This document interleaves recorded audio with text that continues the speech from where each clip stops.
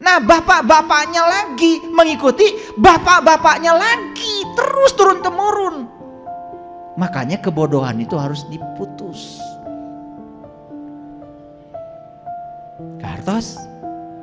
Makanya dalam Quran surat At-Tur dikatakan, kalau hari ini kamu beriman, hari ini kamu sadar, hari ini kamu bangkit dari tidur panjang kesadaranmu, maka kamu akan bisa menyelamatkan dua generasi, yang akan datang dan yang belum datang.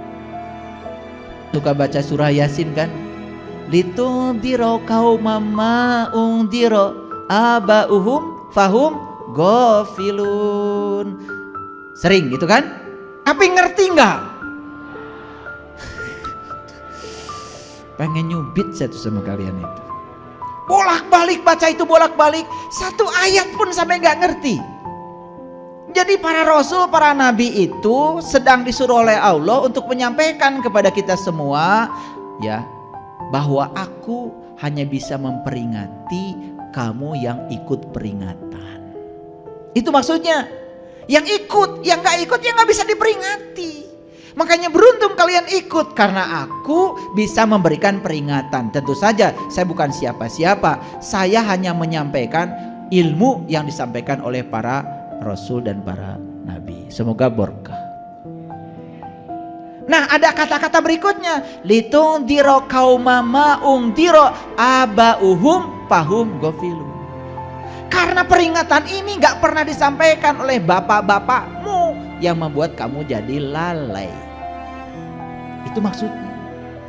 Kenapa bapak-bapakmu tidak ngasih peringatan tentang ini? Karena bapak-bapakmu juga tidak tahu. Karena bapak-bapakmu mengikuti bapak-bapaknya lagi. Nah, bapak-bapaknya lagi mengikuti bapak-bapaknya lagi, terus turun-temurun. Makanya kebodohan itu harus diputus. Kartos. Makanya dalam Quran surat At-Tur dikatakan, kalau hari ini kamu beriman, hari ini kamu sadar, hari ini kamu bangkit dari tidur panjang kesadaranmu, maka kamu akan bisa menyelamatkan dua generasi, yang akan datang dan yang belum datang. Itu. Ini Quran surat At-Tur ayat 21. Boleh dilihat nanti. Takut saya dianggap ngarang lagi. Sudah ngerti sampai sini? Oke. Jadi sekarang bisa membedakan mana kebenaran, mana pembenaran. Sekarang saya mau cerita. Allah adalah pencipta langit dan bumi. Allah adalah terus Allah. Yang saya bicarakan itu pembenaran atau kebenaran. Kan itu baru kata-kata. Nah, kebenaran itu adalah Allah yang dirasakan langsung sebagai pengalaman spiritual dalam diri kita. Sampai kita satu jawaban. Apa itu? Pokoknya gitu deh. Dan kalau sampai pada rasa itu, yang ada di sini cuma hangat-hangat air mata. Makanya orang yang tahu tidak bicara. Karena orang yang bicara itu tanda tidak tahu, kayak saya.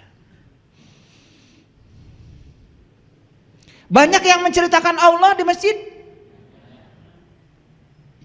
Apakah yang diceritakan oleh mereka itu Allah yang sebenarnya? Atau persepsi dia tentang Allah?